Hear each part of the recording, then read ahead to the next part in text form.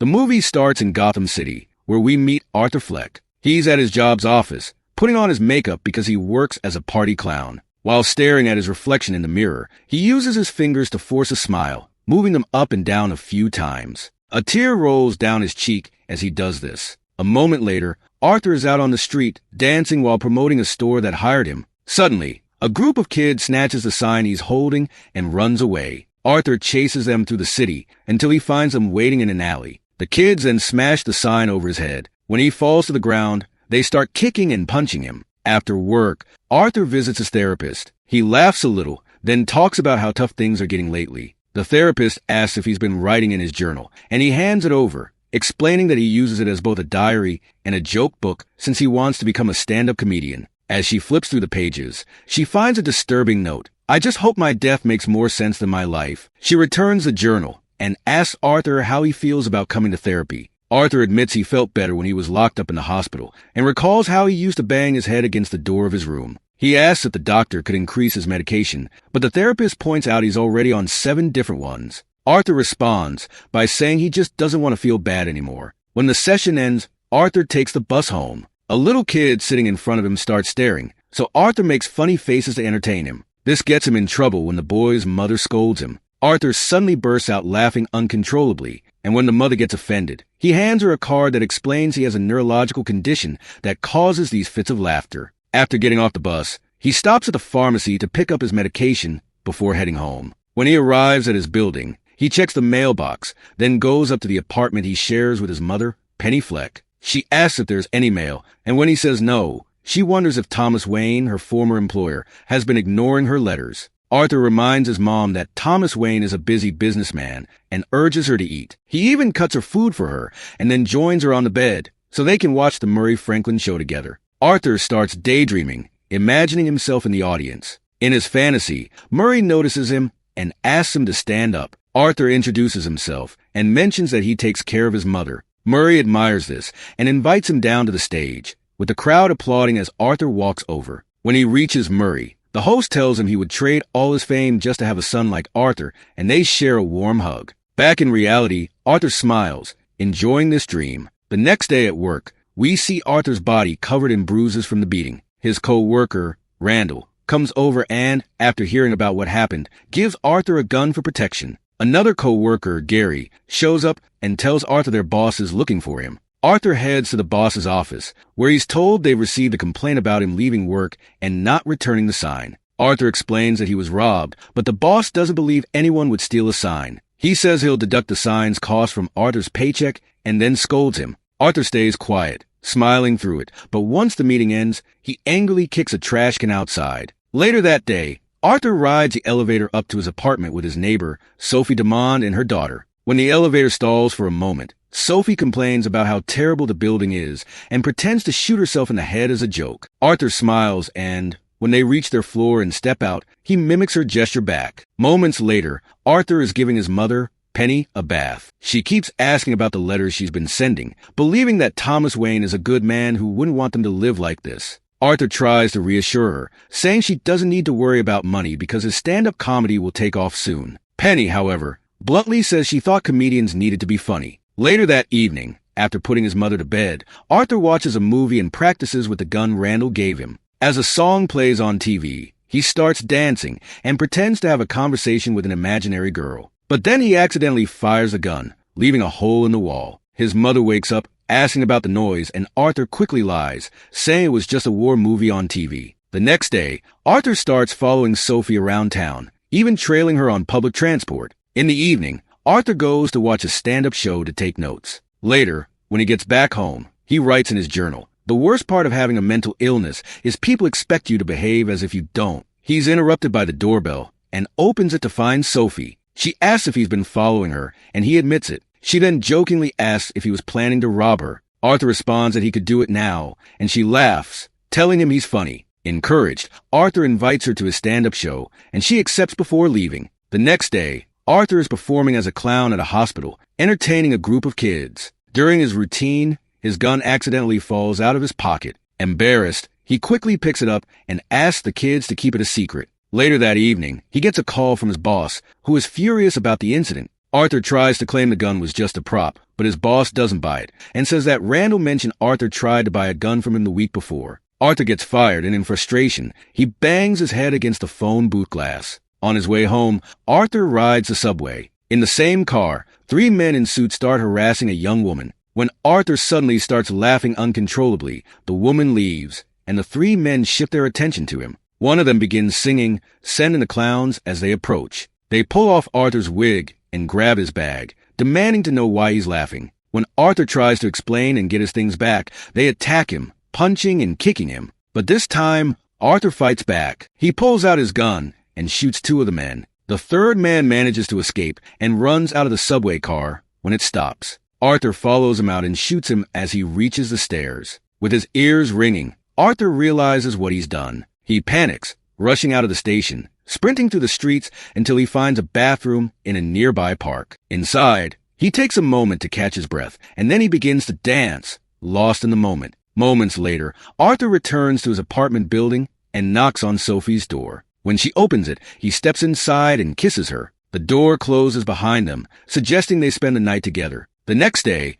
Arthur goes back to his old workplace to collect his things. While he's there, he overhears his co-workers talking about the news of a clown who shot 3 men on the subway. Arthur's co-workers try to offer him sympathy after he gets fired, including Randall. But Arthur knows Randall is being fake, and it irritates him. So, Arthur calls him out in front of everyone, saying it was Randall's gun used in the crime. Before leaving, Arthur smashes the punch clock, causing it to fall and break. On his way out, he passes a sign that says, "Don't forget to smile." He crosses out a couple of words, turning it into "Don't smile." Back at his apartment, Arthur takes his last few pills and sits down with his mother to watch TV. Thomas Wayne is on the news, addressing the murders of the 3 men who were his employees. When asked about the growing anti-rich sentiment in the city, Wayne says he's thinking about running for mayor to fix it. He comments that it's no surprise the murderer wore a clown mask, calling him a coward who hid his face. He adds that people who don't do anything with their lives are like clowns. A few days later,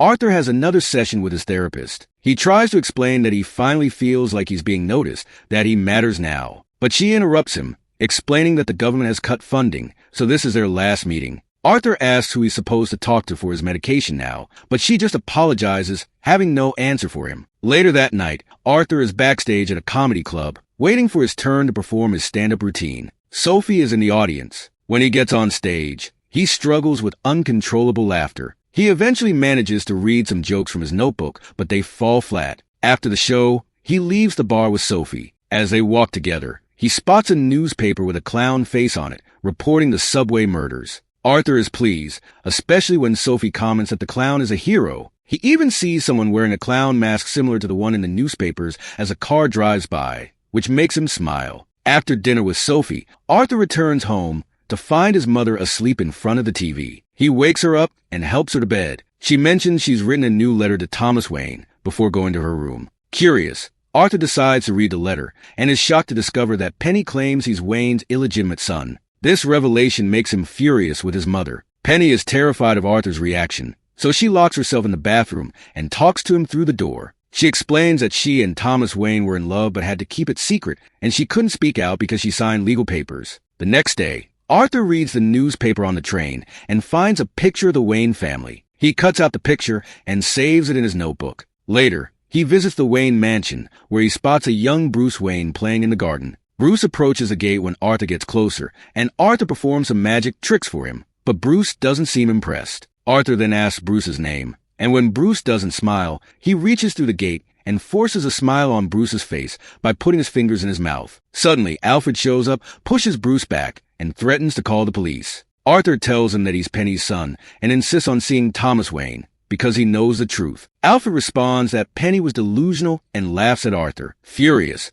Arthur reaches through the gate again and tries to choke Alfred, but he stops when he sees Bruce watching. That evening, when Arthur gets home, he finds paramedics taking his mother to the hospital. He rides with her in the ambulance. Hours later, as he waits outside her hospital room, 2 police officers approach him. They say they were talking to Penny when she had the stroke, and now they want to ask Arthur about the subway murders. Arthur brushes them off, claiming his gun was just a prop, and heads back to check on his mother. In her room, Sophie is there, keeping him company for a while before she leaves. Afterward, Arthur watches the Murray Franklin show on the hospital TV and feels hurt when he sees that they're using clips from his stand-up routine to mock him. Later, back in his apartment, Arthur sees news reports showing people rioting while wearing clown masks, protesting because Wayne called them clowns. Inspired, Arthur decides to join the protests. When he arrives at the protest site, he takes advantage of the chaos as the police and rioters clash. He sneaks into the building where Wayne is, a movie theater, by stealing an employee's uniform. Dressed as a worker, he enters the auditorium and watches the movie, keeping an eye on Wayne. When Wayne eventually leaves the room, Arthur follows him to the bathroom and confronts him about his mother. Wayne denies everything, saying Penny was mentally ill and that they never had a relationship. He reveals that Arthur was adopted. Arthur doesn't believe Wayne's claim and gets angry, which causes him to laugh uncontrollably. Wayne punches him in response and leaves. Back at his apartment, Arthur ignores a call from the police and decides to spend the night in the fridge, shutting the door behind him. The next day, he receives a call from the Murray Franklin show inviting him to appear on the show, and he eagerly accepts. Later, he takes a bus to Arkham State Hospital to ask for his mother's file. The clerk confirms that Penny was psychotic and had hurt him as a child, but says he can't release the file to Arthur. In a moment of desperation, Arthur steals the file and runs off to read it in private. The file reveals that Arthur was adopted and that Penny lied about Thomas Wayne. It also states that she raised him alongside an abusive boyfriend who was later arrested. Overwhelmed with anger and sadness from this discovery, Arthur returns to Sophie's apartment uninvited. When Sophie finds him, she's terrified and asks him to leave. As Arthur recalls the happy moments they shared, it becomes clear that their relationship was all in his imagination. The next day, Arthur visits Penny in the hospital. He tells her that his life is a comedy, not a tragedy, before suffocating her with a pillow. Later, Arthur prepares for his appearance on the show. He practices his lines, dyes his hair green, and starts applying his makeup. His routine is interrupted by the doorbell. He grabs a pair of scissors, hides them in his pants, and answers the door to find Gary and Randall. They came to visit him after hearing about Penny's death. Randall expresses concern because the police have been questioning clowns, and Arthur still has his gun. In a fit of rage, Arthur stabs Randall with the scissors and punches him. Gary panics and wants to leave. Arthur lets him go, not wanting to hurt the only person who has ever been kind to him. After changing into a new suit, Arthur heads out for the show. However, he is soon spotted by the police on the street. He starts to run and dives into the subway, where many people are heading to the protests wearing clown masks. The police chase after him, jumping from car to car. Arthur manages to steal a clown mask from someone in the crowd, which sparks a fight among the passengers. Amid the chaos, the police accidentally shoot a civilian as the subway comes to a halt. At the station, chaos erupts as everyone jumps on the police officers, giving Arthur a chance to escape unnoticed. Moments later, he arrives at the studio. While waiting in the dressing room, Murray Franklin stops by to check on him and asks for a clean show. Arthur agrees and insists that his clown makeup isn't political. He also requests to be introduced as Joker. Soon, Arthur is called to the stage. He enters dancing and kisses another guest, reassuring everyone again that his makeup isn't political. He starts to tell a joke about death but gets scolded for it. Then, he boldly admits to being the subway killer because he feels he has nothing left to lose. Arthur delivers a long speech about how the system has failed people like him and accuses Franklin of being part of the problem for bringing him on the show to mock him. In a shocking turn, Arthur pulls out a gun and shoots Franklin live on camera. The broadcast abruptly cuts off, and Arthur is arrested by the police. As he's taken away in a police car, he sees riots in the streets with people wearing clown masks. He calls it all beautiful when suddenly an ambulance crashes into the police car, knocking him out. The protester driving the ambulance comes out and finds Arthur. With help from other protesters wearing masks, they pull him out of the car and place him on the hood of the ambulance. Meanwhile, in another part of town, the Waynes are leaving a theater when a protester confronts Thomas Wayne. After telling him he deserves what's coming, the protester shoots Wayne and his wife, leaving young Bruce alone with the bodies of his parents. Back to Arthur. He wakes up to the sound of the protesters clapping and cheering for him. He stands on top of the ambulance and dances for them. When he notices blood dripping from his nose,